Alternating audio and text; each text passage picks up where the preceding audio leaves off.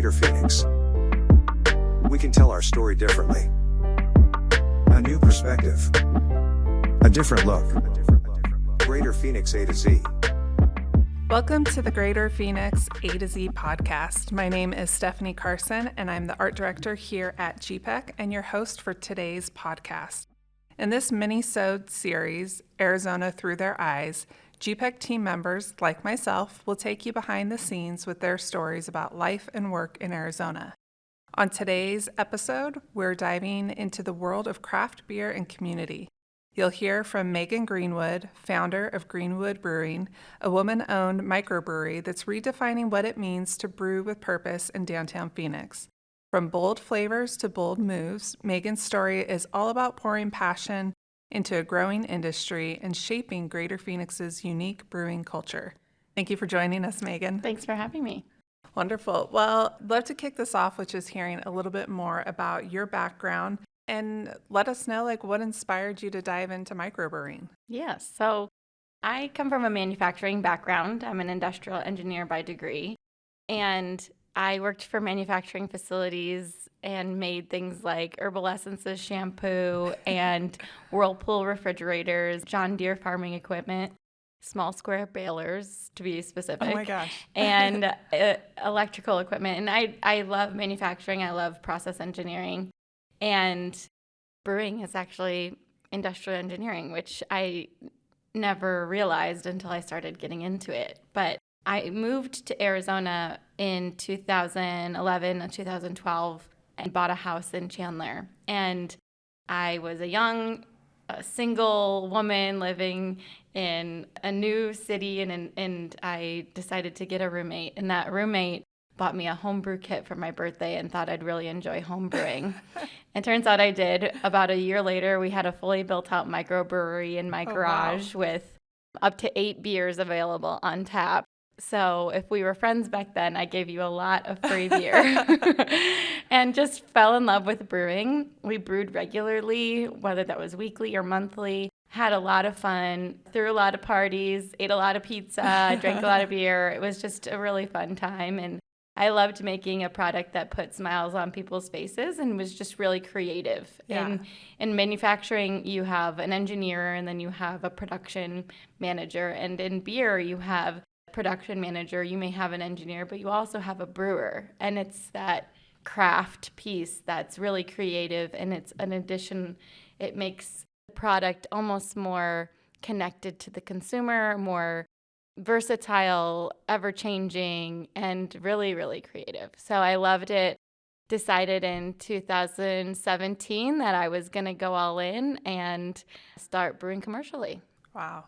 That's crazy. It definitely does not seem like a natural segue to go from a manufacturing background to beer. But yeah, hearing you explain it, it's like the mechanics of it are very similar. So that's really cool. Yeah, it was really unique. And even designing the brewery, it was really fun to design. But my day-to-day is production manufacturing. And it's just a really fun product, though. Yeah. I know. Who doesn't like beer? Yeah, I know. That's what I say. Awesome. Well, and maybe you kind of already touched on this, but was there sort of that specific moment of, taking this hobby that started in your garage to this wholesale and eventually opening the brewery? So when I was brewing with my roommate and my neighbor, and we were just having a ball. And working in corporate America, I'd go out, and my alcoholic beverage of choice was always beer. I grew up in the Midwest in Iowa and drank terrible beer. No offense to our Midwest neighbors. No, big beer, like a Busch Light, which I actually still, to this day, I still will purchase Busch Light just for nostalgic reasons. But, as I was going through college and things, grew up on, big beer. Yeah. And it was in college that I actually had my first craft beer, and it was so good and unique, and it just was mind-blowing. It was when Boston Beer Company was becoming really big, and when Sierra Nevada Pale Ale was getting really big, and it was the first craft beers that I've ever tried. And anyway, so I would go out and I would have a beer with my colleagues or my employees when I was working in in corporate, and I was brewing every week. And I would find that there was this shift in the beer culture from what I knew it as just super approachable, everyday, easy to order, easy to buy, easy to just go to being a little bit more exclusive. And beer is not exclusive. It's a very inclusive product. And I also found that there were fewer than 3% of brewing companies that were owned solely by women in the whole country. And about 20% at the time, this was in 2016 or so, about 20% of the breweries were owned by women and men, and over 75% of brewing companies were solely owned by men in the country. And so I wasn't really seeing myself in the product. And that makes total sense. If you're a man owning a business, you kind of think about yourself as a consumer, no different than me as a woman think about myself as a consumer. It's just natural. It's a different perspective. Exactly. And so I saw an opportunity. I pitched to my neighbor and my roommate to start a brewery that focuses on a woman as a consumer. And they were like, no, thank you. 2 men. They were like, no, that's okay. But I was like, okay, I think that there's an opportunity here that beer has no gender, and our taproom and the beer we make is inclusive to everyone. But it's a little bit different coming from a woman. We think about things a little differently. And from our tap room of just making sure that the details are covered to our artwork that is beautiful, but a little bit feminine. And our tap room is extremely inclusive and open and airy and feels good when you go in, and that's kind of the experience that I was looking for, and I wasn't finding it as much as I would like, so I decided to create it myself. That's amazing. You've touched on some of this, but what were some of those kind of early challenges, specifically as a woman founder, starting your brewery? I'd say one of the biggest challenges was funding, and I find this with most women that I talk to is one thing that I really remember was I called probably 50 banks when I was starting. And so originally, this is kind of how this story goes, is I decided I was going all in. And so my first conversation was with a bank. And that banker, she was really sweet. And she was like, oh, that's adorable. You want to start a brewery, which rightfully so. I was, I had no experience in brewing outside of brewing in my house. So she was like, so you brew a lot of beer, you drink a lot of beer, and you want to borrow $1 million to build a brewery. She was like, you need to just develop what's called a proof of concept before anybody's going to lend you any money. And so I was like, okay, let's go. And I went to a Pink Boots Society meeting right after that, which is a women's organization in the brewing community.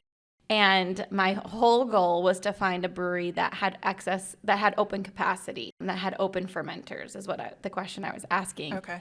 I found a brewery in the West Valley that had open fermenters and worked with them to let me brew on their system. We would brew at 3 a.m. So I'd brew with their brewer, and I'd go to work at 8. I'd work until 5, and I'd come home, and I would go to different restaurants to try to sell my beer at nights and on the weekends. And by the end of the first year, I was in almost 100 restaurants with our Greenwood Her Story Pale Ale at the time, was the only beer that I sold. Oh, wow. And so the proof of concept was there. So I was like, okay, I'm here. I've got the proof of concept. People are buying my product. I have a P&L. Yeah. And so I went back to banks at that point and to see if I could get an SBA loan. And the product was available for people like me. In hindsight, the product was available for businesses exactly like mine that are looking for help and funding for growth. And I was met with most people who would hear my voice on the other end of the phone and just would not take me seriously. And I think that was probably just a lack of experience in connecting with young women who had a vision and wanted to do exactly what, somebody else that looks or sounds a little different on the phone wants to do too. Yeah. And I remember just one guy was totally like blew me off and was rude about it. And I was like, it just kind of fueled you a little bit more to complete the goal. Yeah. And so I'd say that was probably the hardest part, was getting people to take me seriously, to say, I do want to lend the money to build this business. Yeah. And eventually I found somebody, a young woman who saw what I was doing, who understood my vision, and she was like, heck yes, let's get you this loan. And I ended up self-funding. I secured a loan in 2019 for our build out downtown Phoenix. Yeah. So amazing. Yeah. And that's crazy to hear, like, even after having that proof of concept and having a year to be able to show them that it was still so difficult to get that secured. But I guess it just takes one, right? Yeah, it just takes one person. Totally. Right. Totally. It really does. I could have given up easily, and thinking back, I was probably I know I was very naive. Yeah. But and even still today, I'll probably look back in 3 years and be like, hey, oh, wow, you were still naive then. And I think that's actually a tool. It's powerful to be a little naive and not really know what you're getting into. Yeah, it's like kind of helps you be more brave and just go for it, make that jump. So when did you guys officially open the doors? July 18th, 2020, which 2020, is exactly 5 years ago today. Wow. Talk me through, like, what was that? I mean, gosh, like, having a new business already hard enough, but then in the middle of a pandemic, like, how did you guys manage it? How did you guys get through it? It was so hard. And looking back, it was so stressful. I remember I just walking through my neighborhood one day when we were trying to decide, what do you do? What do you do? Do you move forward? Do you open?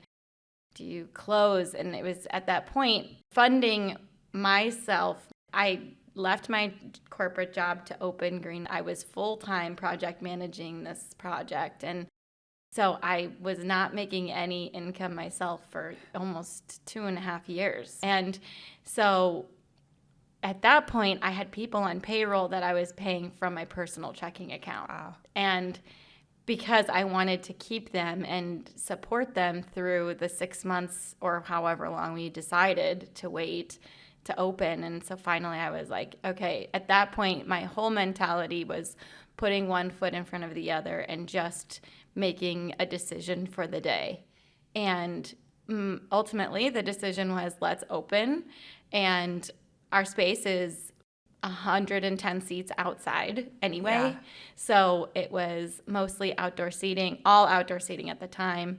And then it really actually jump-started our canning process. Mm-hmm. So I remember it was me and my husband and my sister and her friends, and we were hand canning like 10,000 cans before we opened, so that we had beer to serve to people. It was like we would stand canning for like 12 hours a day, 5 days a week to get product to sell so that we could actually survive. And they were all volunteers, like they just helped, it was just... You just paid them in beer. Yeah, exactly. Yeah, we opened and we had a line down the street when we opened, to be honest, and people, I think at that time, were just ready to get out of their house and have a place to go. Yeah. And so it was chaotic and controversial, but it was our story. Yeah. I mean, no pun intended, cheers to you guys for like pushing through it. And I mean, amazing to have that kind of support system too, to, lend a hand and help you guys get through it. So that's awesome. All right. How do Arizona's unique conditions like the dry heat shape your brewing process or recipe development? Yes. The answer is yes, that does impact us significantly. All the way to some of our best-selling products. All year, we have to have light lagers on our menu. People come to Arizona in January when we're bundled up in our sweaters and they're in shorts, and you have to have something light and refreshing for them because they're on vacation and this is hot to them. Yeah. And so we, light lagers, something beautiful like our blueberry wheat. That's one of my favorites. It's delicious. Yes. And easy to drink, really light. a little tart. So you have to have those on your menu because people who come to your place are looking for it. But I would say, so from a climate perspective, that I think really changes. And if I was going to Denver, for example, in the winter, and I was bundling up in like a winter jacket and snow boots, I'd want a stout every day. You know, I would be looking for the roastiest, warmest, highest ABV beer. And here, people are looking for the lightest, lowest ABV, and even especially in the northern part of the state where you have a higher elevation, so they're also looking for lower ABV. So it's drastically different, I would say. So if we do have a stout on our menu, and we just launched it, we call it the Soul Stout, the Sun Stout, because we launch it in the summer. This is the second time I've launched a stout in the summer. But we launch it in the summer, and it is very popular even throughout the whole year because people love stout beer in general.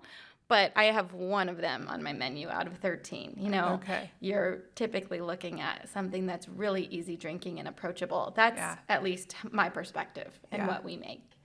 And then from a business perspective, I mean, the sun and the heat, it really impacts your equipment. And so you have to be prepared for lightly using your equipment during the summer and really balancing your production to not overheat really a lot of your equipment. So it's very real. People who move here that have had breweries in other states, they'll design like they're in another state, and then they'll get a taste of reality of what the sun here really does to your equipment. Wow. It's just different. It's what we experience, which is, you know, people experience something different when it's -17, I'm sure. Right. We experience it different when it's 117. Yep. Yeah. Okay. Well, I mean, that makes sense. Like, as you explain it, though, things like, I wouldn't have thought about that.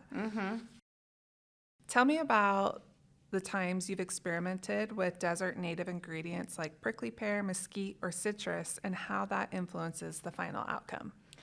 I love leaning into our desert. And we started even from our can design. And today I'm wearing a shirt that is our artist that she's just absolutely fabulous. Our first artist that made our artwork for our first can, her name was Alexandra Bowers. She does very desert. Her entire portfolio is desert art. And very cool. So she did our first beer, which was the Purpose Pilsner. And it's got a saguaro and a pine tree on it. So it really touches both of the big climates of Arizona. And we just loved working with her. And we turned 5 years old this year. And so last year, in preparation for that, I changed all of our can art to her art because it was just stunning for one, but also really showed, and you could feel the desert in her artwork. So we're looking at a blueberry wheat that I have uncanned here today, and it's got a big diamondback snake on it. But it also has our fauna of cacti flowers that, you know, bloom at midnight. My cactus is doing it right now in my front yard. And it's so beautiful, but it's very desert, you know, and I love that about where we live. And so we have a prickly pear seltzer that when we make it, we're like, how do we make this seltzer feel still like it's coming from us? And that it's something that we can be proud of. And we're like, oh, we have to make it prickly pear because prickly pear brings us back to the Arizona roots. And so it's a stunning beer. It's like bright pink. It's so pretty. It's like absolutely delicious, crisp, a little bit tart, and satisfies the seltzer drinker who hasn't ever probably had a prickly pear seltzer. And so it's very refreshing in the summer. People love it. It's so fun. And then I would say the overwhelming majority of our beers from IPA, most of our IPAs, we really lean into citrus flavors.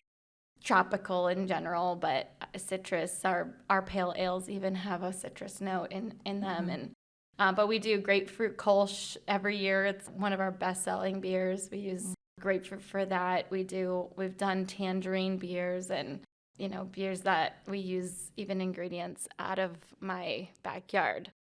One of them is our rosemary IPA, which you wouldn't really think of rosemary as an Arizona herb, but it is grows everywhere, and it grows like a weed. Yeah.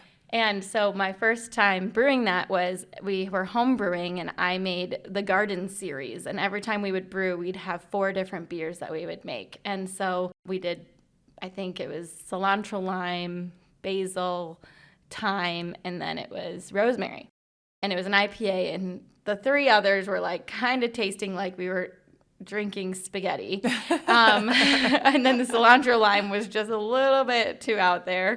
But the rosemary was just delicious. Yeah. And so to this day, it is one of the most popular beers we make is the rosemary IPA, and is just herbal and just a beautiful, elegant beer. And it's delicious with food. It goes so well with from steak to pizza. I feel like a juicy burger, right off the barbecue, sitting by the pool. 100%. That sounds perfect. Yeah, it's so good. And it's so funny because we really use products from our yards. That's amazing. To make it. I mean, speaking of where you guys source your products, is most of it local, or what's kind of the percentage, I guess, of what do you find in state versus what you have to bring in? Yeah, so most of our grain, we use a company called Proximity, which we use pretty much exclusively.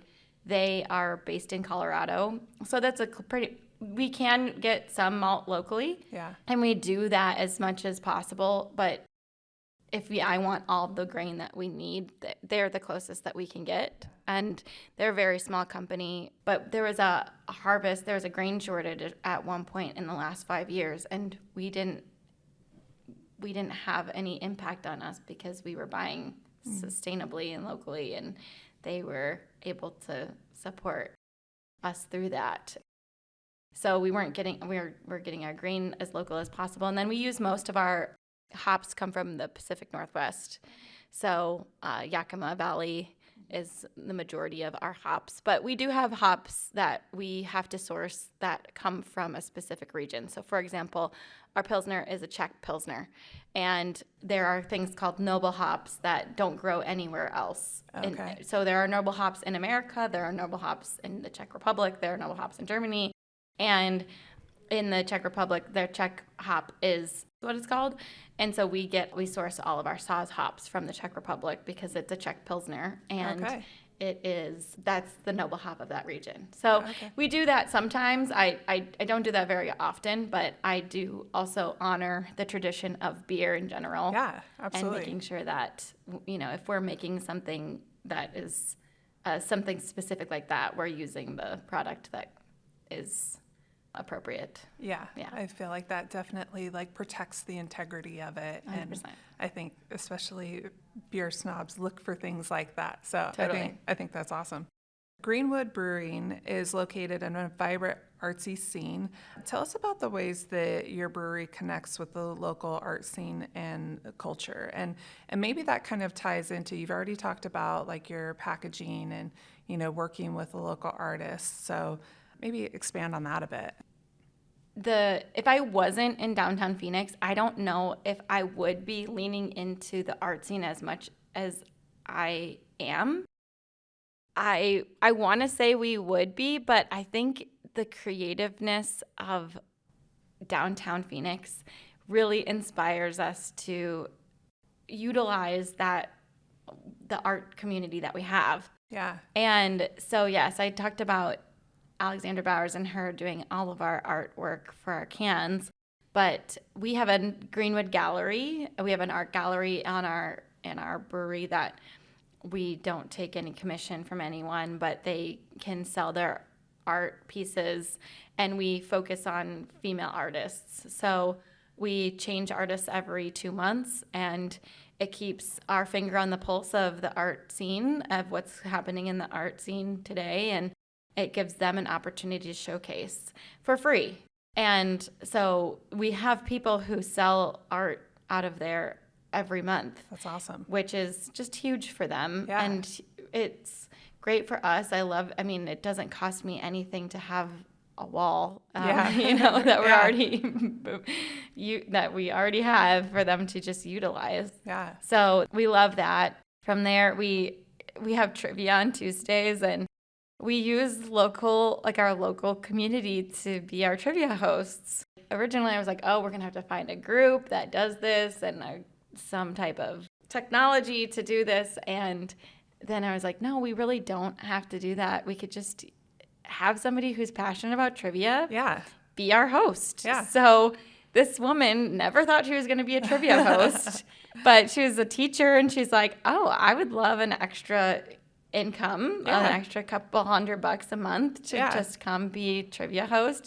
And then we have markets all the time. We have markets regularly once a month, a few times a year, where we have women makers that come and they showcase whatever they're creating.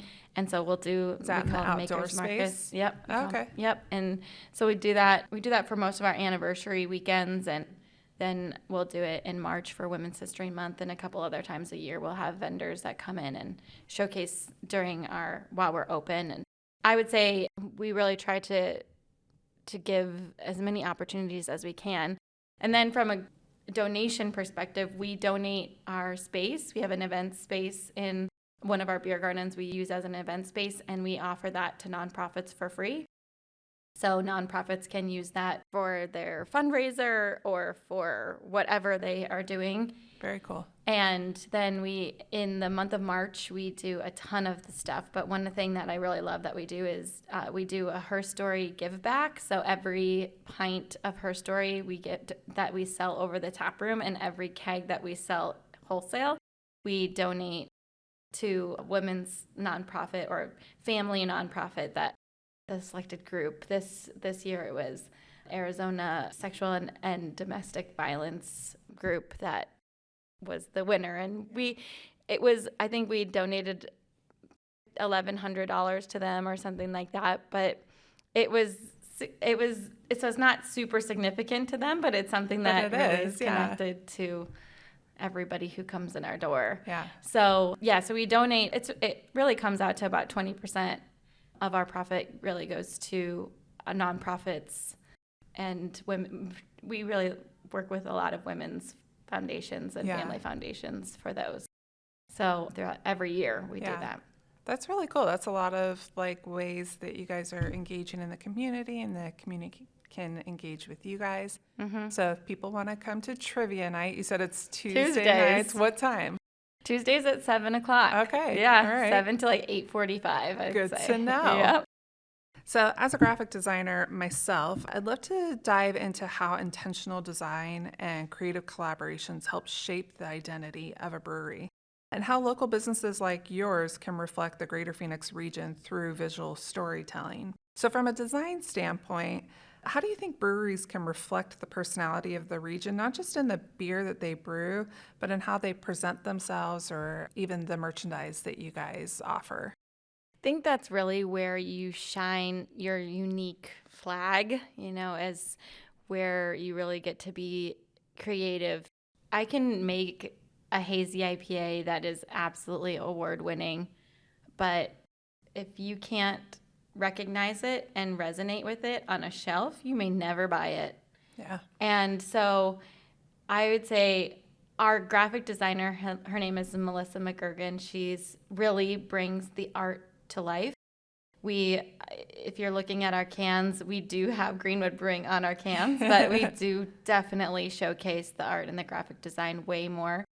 From our merchandise perspective, it's the same thing. We have gone through so many different tank tops because I'm always trying to find a tank top that works with a lot of body types, and it's very difficult to do that. Everyone is a different body type, men, women, and so we're thinking about them, and the graphic designer is who actually makes it happen. Yeah. And we try to make sure that we're making things that people will actually wear. So I think from our perspective, we have unisex clothing that is for everyone, but we also do really lean into having something that's specific to women that she's actually going to like and actually going to, and that's like, I think about that myself. But yeah, our graphic designer, I would say, is the one who really brings that to life. And we really try to showcase the talents of the people who are working on our products, from the beer that's in it to what's on the can or what's on the shirt or anything like that. Yeah. Very cool. All right. So as we are wrapping this up, what's next for Greenwood? Any new releases or events or collaborations that we should be on the lookout for? Yes, I'm so excited. So I'm used to making a lot of products that people buy and maybe rebuy on a regular basis. So focusing on the distribution was what I was coming into. I was like, I'm never going to have another tap room. And then I got into the business and I realized how fun it is to build the tap room and to build the community and to host events and program your space to really like engage the community. And I really loved making the tap room. And so that is our future growth, would be adding more tap rooms throughout the greater Phoenix area. Amazing. And we'll be announcing soon some of those locations that we're looking at right now. So they're going to be really fun. And what I really like about our space that was like a happy accident was people bring their families. Mm-hmm. And we have this beer garden that's completely enclosed, so they just let their little ones run around. Yeah. And I want to lean into that a little bit more. And I find myself going to places like Lucy's at the Orchard, where I can take my kids and have a coffee or a beer or whatever, and also have them playing, which is just amazing and as easy. A mom, yes. Yes. So I want to have a little bit more of a family-friendly feel with our next one. I love that. And then my big vision for Greenwood, so our logo is a G and it's a face, and because we serve people and people are the reason why we exist. And so I wanted it to have a face on it. And then it's an arrow for empowerment, which is one of our brand pillars. Empowerment, confidence, inclusive. And the empowerment piece, I thought, was always going to be something about our products. And I think our products are empowering, but I think where I really want to focus on that is having other women building Greenwood Brewing locations, and having, if they've always wanted to own a tap room, and me being able to find funding and having creative ways to get money, I think that is one of my strengths. And so to really help somebody else to grow their livelihood in building a tap room or multiple tap rooms that they can own and run, and maybe even I toy with even having them brand it their last name. My last name is Greenwood, so that's why it's on the front door. And what I really love about that is most big beer companies are last names of men. So, Budweiser, Anheuser, Busch, Schlitz, Pabst, like those are men's last names. Yeah. And so I love that Greenwood is my last name, and that's what's on the door and what's on our can. And so I toy with even thinking that how could we make it happen to where her last name is what's on the door too. But that's what I envision long term would be having, making beer for them, having them run their own tap rooms, and really helping women to support themselves in the passion that they have. That's amazing. So that gets me excited to think that's our next step, and that's what I could be focusing on. Yeah. So that's really cool. Megan, thank you so much Yes. for joining us. This was awesome. And to our listeners, thank you for joining us today. If you liked what you heard, subscribe to this podcast on your favorite podcast listening app and rate us 5 stars, or you can leave a review of the show. To keep up with what's happening in Greater Phoenix, follow us at Greater PHX on LinkedIn, Facebook, Instagram, and YouTube, or at GPEC on X. Until next time, be safe and well.